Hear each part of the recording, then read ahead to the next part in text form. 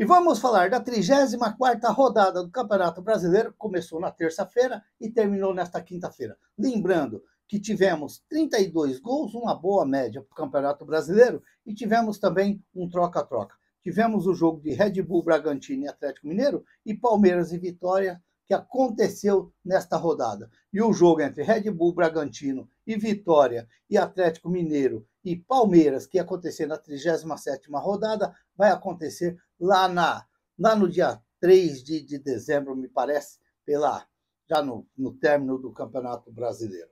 Portanto, uma rodada boa para alguns times. Os líderes não ganharam, nem o terceiro e nem o quarto colocado também ganharam. E aí, lá na zona da buraqueira, o negócio cada vez mais vai ficando feio para o Santos. Uma rodada que o Santos se complicou muito dentro do Campeonato Brasileiro. E eu diria que a situação do Santos não é boa neste momento dentro do Campeonato Brasileiro. Que coisa o Santos. Não dá para acreditar como que o Santos desperdiça pontos que poderia vencer dentro da Vila Belmiro e não consegue jogar. O jogo começou a rodada começou na terça-feira no jogo entre Botafogo e Sport. O Sport que não tem mais nada a ver no Campeonato Brasileiro e abriu 2-0 em cima do Botafogo lá no Rio de Janeiro e deu trabalho para o Botafogo virar. O Botafogo empatou 2-2, virou para 3-2, mas enquanto estava 2-0 para o Sport teve chance de fazer o terceiro gol e depois que estava 2-2, o Sport teve chance de fazer 3, fazer 4 e no final o Botafogo foi lá e venceu o jogo. Tivemos na quarta-feira Fluminense 2, Flamengo 1. Esse foi o jogo da lambança do goleiro Rossi do Flamengo, que fez uma bagunça danada no segundo gol e acabou dando de colher para o atacante do Fluminense fazer o segundo gol e o Fluminense venceu o jogo por 2-1. Tiveram uma reclamação de pênalti lá. Confesso que eu não vi esse lance, não me chamou muita atenção e eu acabei passando batido e não vi. Mas disse que teve uma reclamação que era pênalti para o Flamengo e o árbitro não deu. Na quarta-feira também tivemos o preguiçoso Santos do segundo tempo. Santos 1, Mirassol 1. Um jogo onde o Santos entrou e fez um belo de um primeiro tempo, teve chance de fazer o segundo, de repente até o terceiro, mas como se diz, você não faz, aí volta para o segundo tempo e aí as coisas mudam. Aí o Santos já chamou o Mirassol para o seu campo, chamou, até que saiu o gol do Mirassol. O gol do Santos foi marcado pelo Neymar logo aos 3 minutos do segundo tempo, e aí no segundo tempo, logo ali por volta dos 11 minutos, o Neymar fez pênalti no Reinaldo e acabou o Reinaldo mesmo batendo, quase que o Gabriel Brazão defende, mas não adiantou nada. Depois o Santos, no final do jogo, martelou em cima, tentou buscar o resultado, mas aí já era tarde. Portanto, 1 para o Santos, 1 Mirassol. Tivemos na quarta-feira também o Grêmio, que venceu o Vasco, que não ganha de mais ninguém no campeonato. 2-0 para o Grêmio, poderia dizer que é um resultado normal. Tivemos nesta quinta-feira um jogão lá no Rio Grande do Sul, o Juventude, que abriu 2-0 no Cruzeiro. O Cruzeiro buscou um empate, o Juventude buscou a vitória de novo, 3-2, e no final o largo do Caio Jorge. O zagueiro falhou e a bola sobrou para ele e ele acabou guardando. Cruzeiro 3, Juventude 3, lá no Alfredo Jaconi. Olha, a Federação Paulista, o futebol paulista, deveriam todos ter acompanhado esse jogo aqui, ó. Bahia 2, Fortaleza 3. Um resultado péssimo para o Santos. Mas por que eu digo a Federação Paulista? Para aprender como se fazer jogos bonitos, como se fazer jogos bem jogados. Duas equipes que buscaram o gol, saíram para cima do gol, querendo buscar o gol de qualquer jeito, em um jogo aberto, um jogo emocionante e um jogo de uma festa bonita dentro da Arena Fonte Nova. Então, o futebol paulista deveria saber como faz jogos clássicos. Não esses jogos chatos que existem aqui em São Paulo. Depois que acabou o jogo Fortaleza 3, Bahia 2. Lá em Salvador, eu coloquei para ver o clássico Corinthians e São Paulo. Olha, aí você vê só uma torcida dentro de campo. Que festa! Aí o narrador fala, que festa, que coisa bonita. Coisa bonita nada. Bonita se tivesse lá, de um lado a torcida do São Paulo e do outro lado a torcida do Corinthians. Aí era bonito. Mas esse futebol chato, que time preguiçoso para jogar, futebol preguiçoso para jogar aqui em São Paulo. Sinceramente, olha, o futebol nordestino está de parabéns. O pessoal lá está de parabéns, porque eles sabem mesmo fazer o futebol e fazer a festa do futebol para que o torcedor e aqueles que acompanham curtam mesmo o futebol. Que coisa linda, que coisa linda. Um belo de um jogo, 3 para o Fortaleza, 2 para o Bahia. O Bahia perdeu dentro de casa e se complica até em pensamento da Libertadores. Aí é que eu falei, Corinthians 3, São Paulo 1. Um jogo que o Corinthians estava ganhando, o São Paulo empatou e depois no final o Corinthians achou 2 gols. Aquele futebol chato, xarope, sem festa, sem uma bandeira no estádio, sem uma coisa bonita dentro do estádio. Aquele bando de torcedor de um lado e do outro puro. A hora que o seu time faz o gol, todo mundo faz a festa. A hora que o outro, você escuta até o cara mandando o outro tomar café. É umas coisas que não dá para você entender. Não dá para você entender. Futebol chato mesmo, o futebol paulista. É, e pode confirmar que é, porque é aquele futebol só de um time, só de uma torcida. E eu fui dormir meia-noite para ver esse jogo aí, ó. Ceará 1, Internacional 2. Até ali por volta dos 30 e alguma coisa, estava 0-0.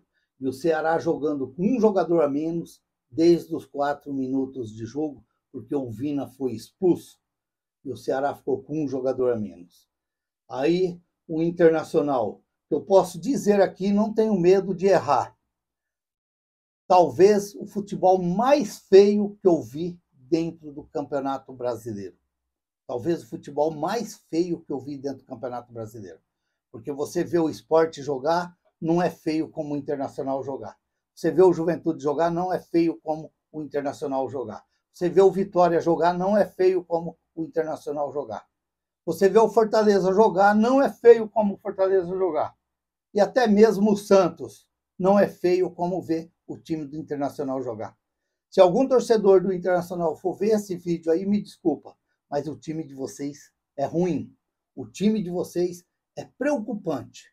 Vocês tiveram uma sorte muito grande ontem do Ceará jogar com 9 jogadores, com 11 jogadores, desculpa, com 10 jogadores e vocês jogar com 11 jogadores, porque o time de vocês é muito fraco. É muito fraco. Vocês jogando com um jogador a mais e não conseguia chegar no gol do Ceará. Não conseguia chegar no gol do Ceará.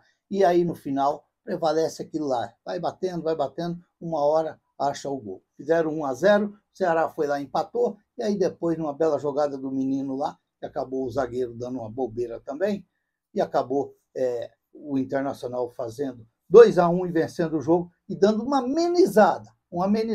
Mas eu poderia dizer aqui que o grande problema para jogar lá no Sul não é enfrentar um Internacional, mas sim é o Santos ir lá para enfrentar o Internacional.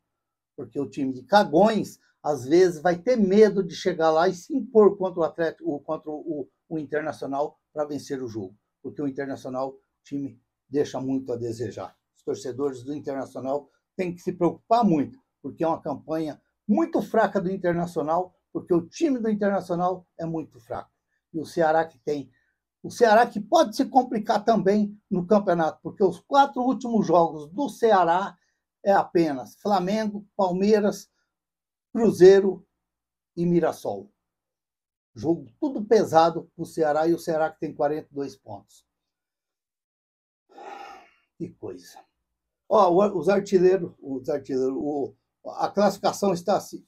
Tivemos aí, Red Bull 2, Atlético Mineiro 0, que foi realizado nessa rodada aqui. E Palmeiras 0, Vitória 0. Um futebol desse tamanhozinho do Palmeiras, quando todos os torcedores do Santos estavam torcendo para o Palmeiras, e o Palmeiras deixou muito a desejar. Um futebol ridículo do Palmeiras. E o Red Bull Bragantino, que se recuperou no campeonato e acabou vencendo o Atlético Mineiro, e está agora bem colocado de novo.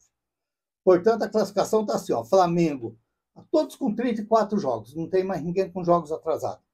Flamengo é o líder com 71 pontos ganhos, o Palmeiras em segundo com 69, o Cruzeiro em terceiro com 65, o Mirassol em quarto com 60, esses aí quase já com o pé na Libertadores direto. E o Botafogo com 55, o Fluminense em sexto com 54, o Bahia em sétimo com 53, o Red Bull Bragantino em oitavo com 45 pontos, o Corinthians, o São Paulo em nono com 45 pontos, o Corinthians em décimo com 45 pontos, o Atlético Mineiro em 11º, 44 pontos, o Grêmio em 12º, 43 pontos ganhos, o Vasco em 13º, 42 pontos ganhos. Esses times aí estão na briga ainda pela zona, tá? Porque não ganha de ninguém. Se você não ganha de ninguém, você uma hora vai achar o seu. Vai achar o seu. O Ceará, que vai ter jogos muito pesados, com em 14º, 42 pontos ganhos. O Internacional, que com a sorte da noite da quinta-feira, com um jogador a mais desde os 4 minutos, que venceu o seu jogo, 40 pontos, e aí lá num pé lá, e o outro cara está o Santos em 16º lugar, e o Buracão está lá embaixo, e o Santos com 37 pontos ganhos em 34 jogos. É muito preocupante a situação do Santos, muito preocupante. Se o Santos não fazer resultado contra o Internacional lá no Sul, o Santos pode voltar ou já entrar contra o Internacional na zona do rebaixamento. E tem que forçar muito uma vitória contra o Internacional. E aí, se não acontecer, meu amigo, aí só Deus sabe o que vai acontecer dentro do campeonato. Em 17º, ó, o Vitória. O Vitória está só com a mão só no volante. Está olhando para todo lado já está tomando aquela fresquinha, com 36 pontos ganhos. Em 18º, Fortaleza, com 34 pontos ganhos, se recuperou muito bem dentro do campeonato. Eu falava aqui, a minha preocupação também era o Fortaleza lá atrás. O Juventude, em 19º, com 33 pontos ganhos. Ainda bem que o Cruzeiro buscou um empate já no final do jogo. E o Sport, esse é na poeira, esse já está com a cabeça inchada, toda arrebentada, com 17 pontos ganhos, com 34 jogos. O Caio Jorge, que é o artilheiro do campeonato, com 19 gols. Eu disse aqui ainda que eu falei assim, tomara que o Caio Jorge faz uns 2 gols lá para dar uma força para o Santos, dar uma ajudada para o Santos. E não é que ele fez os 2 gols? Quer dizer, tá bom para o Santos. Ó, a próxima rodada começa no sábado, com o Botafogo enfrentando o Grêmio no Newton Santos, lá no Engenhão. No sábado também, o Flamengo enfrentando o Red Bull às 21h30 no Maracanã. Lembrando que o Botafogo e o Grêmio às 19h30 no Newton Santos, neste sábado. Temos também no sábado Palmeiras e Fluminense às 21h no Allianz Parque. Temos no sábado também São Paulo e Juventude às 16h na Vila Belmiro. Temos o Bahia no domingo enfrentando o Vasco às 16h na Arena Fonte Nova. O Vasco que não ganha de mais ninguém. Temos também o Sport enfrentando o Vitória às 18h30 no domingo, lá na Ilha do Retiro, jogo de atenção dos torcedores do Santos. Temos também, no domingo, o Cruzeiro enfrentando o Corinthians às 20h30, lá no Mineirão. Na segunda-feira, nós vamos ter o Mirassol enfrentando o Ceará às 18h no Maião. Vamos ter, às 18h não, às 19h lá no Maião. Vamos ter Internacional e Santos às 21h da segunda-feira também, no Beira-Rio, e aí Fortaleza e Atlético Mineiro às 18h30 no Castelão. Esse jogo está marcado para domingo, às 18h30. Portanto, está aí o falatório da 34ª rodada do Campeonato Brasileiro, que deixou muito a desejar para o lado do Santos, e o Santos que pode se complicar muito dentro do Campeonato Brasileiro já nessa próxima rodada. Se inscreva no canal, deixe seu like, faça seus comentários, ative o sininho para receber as notificações. Eu sou o Raul Schott, fiquem todos com Deus. Até o próximo vídeo, se Deus quiser.